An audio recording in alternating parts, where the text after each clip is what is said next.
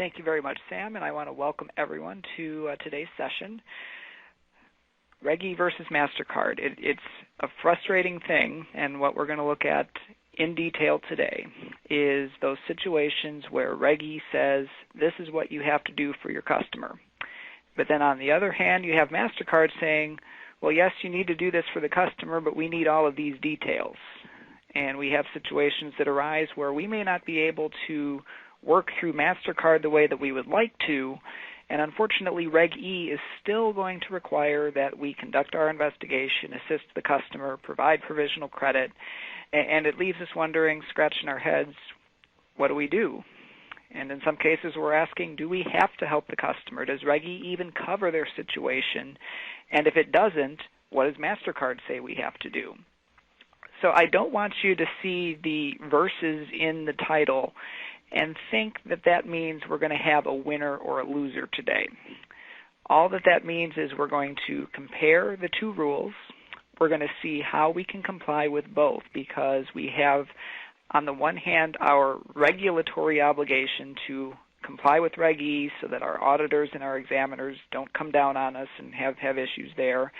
And on the other hand, as MasterCard issuers, we have a contractual obligation to follow what MasterCard has to say. And so we're going to try to marry these two conflicting sets of rules that we're required to follow and try to do a couple of things. One, we want to protect our bottom line as best as we can, but we want to help the customer. And so for our agenda today, we're going to start off with that comparison, MasterCard, Reg E. What does one say that you have to do? What does the other say that you have to do? How do you comply with both when there's disagreement? We're also going to touch base on business debit cards, which, as one questioner has already pointed out, business cards aren't covered by Reg E, but what does MasterCard say about it? And so we're going to touch base on that.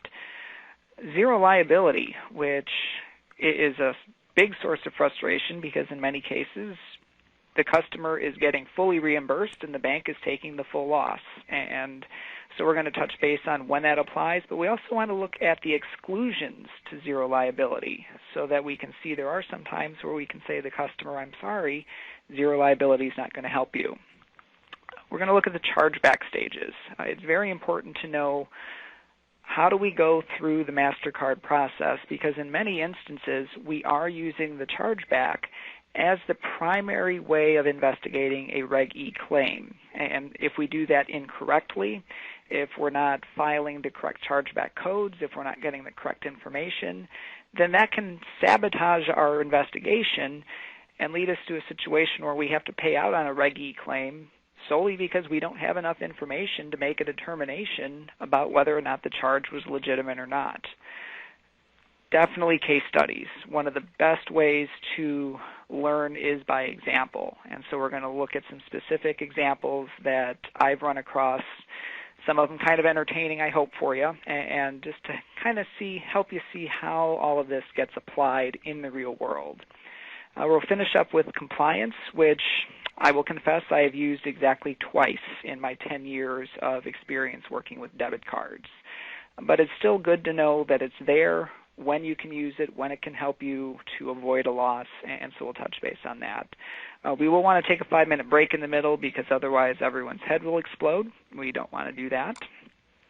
So to kick off today, we're going to go right into our issuer responsibilities. This is what MasterCard says.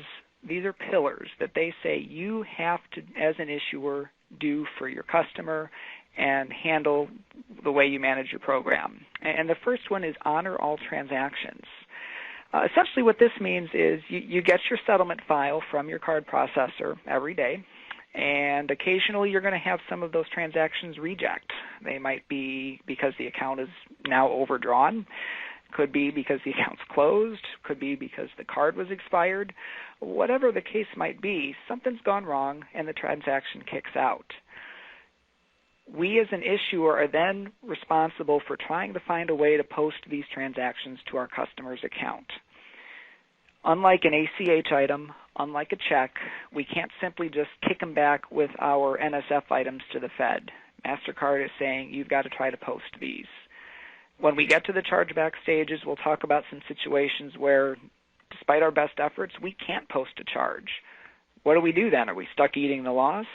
Or what are the restitution opportunities that MasterCard has for us in the chargeback process?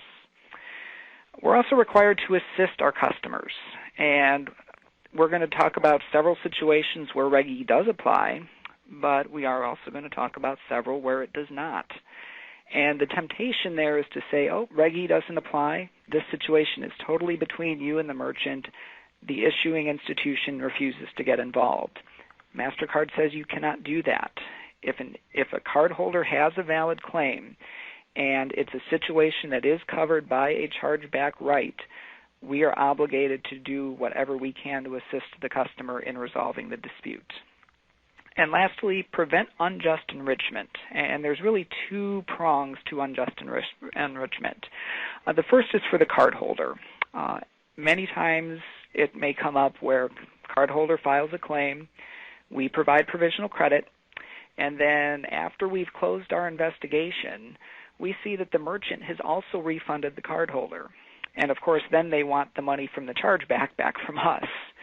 The question then is, are we allowed to debit the customer after we have issued final credit to them? And thankfully, the answer to that is yes. You never want to say that you're revoking provisional credit after it's been made final, because the regulation says you can't do that. But under unjust enrichment clauses, you can say, oh, we see your account was credited twice. One of those is a duplicate. We're going to debit your account for the duplicate credit, and that's okay. The cardholder is not allowed to profit through the chargeback process. But similarly, the bank is not allowed to profit through the chargeback process. Occasionally the question will come up, well, hey, I look at Reg E, and the Reg E says the customer's liable for $50. Now, suppose that the institution files a chargeback on a $200 charge, and they win the chargeback. They get the full $200 back. The bank is not allowed to credit the cardholder $150 and keep $50 for themselves to try to offset other losses. That would be considered unjust enrichment to the bank. If you recover $200 of the cardholder's money from a dispute, you give the cardholder $200.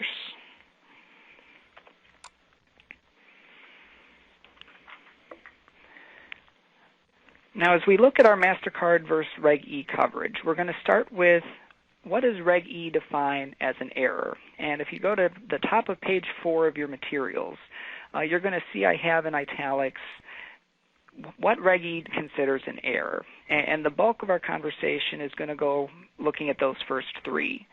An unauthorized electronic funds transfer. So this is the customer said, I didn't do this transaction. Could be fraud, could be family member. We'll touch on some of those situations. Secondly is an incorrect electronic funds transfer. And this could be something such as, I authorized $10, but I was charged $20. So it was incorrect. One of the early questions that we received asked about transaction dates. And I wasn't completely clear on the question, but I'm assuming that on your dispute form, you had something that says that where the customer can assert, I authorized the transaction to come out of my account today the 2nd, and they actually charged me on September 25th. And the question was, does Reg E cover that? The answer is yes. This would be considered an incorrect electronic funds transfer. The problem that we're going to run into, and I'm going to jump ahead to the chargebacks just a little bit, is I can guarantee, although Reg E covers that type of a claim, you're never going to win a chargeback filing for incorrect date, because MasterCard is going to look at that and say, well, the customer authorized the charge, they received benefit for the charge, so no, we're not going to honor that chargeback claim. What does this mean for your institution? The way I usually will handle these, if I have a customer that comes in and says I was charged early, I'll ask them two questions. Did you authorize the charge? Yes. Did you authorize it, but the date is in the future? Yes. The way I will handle this is I will provisionally credit the cardholder for the amount of the dispute. I will refund any fees that their card was charged, or their account was charged because the charge posted early. But then I want them to tell me what date was that authorized. And then when that date rolls around, I'm debiting the provisional credit at that point. I'm not filing a chargeback. I'm not bothering to contact the merchant.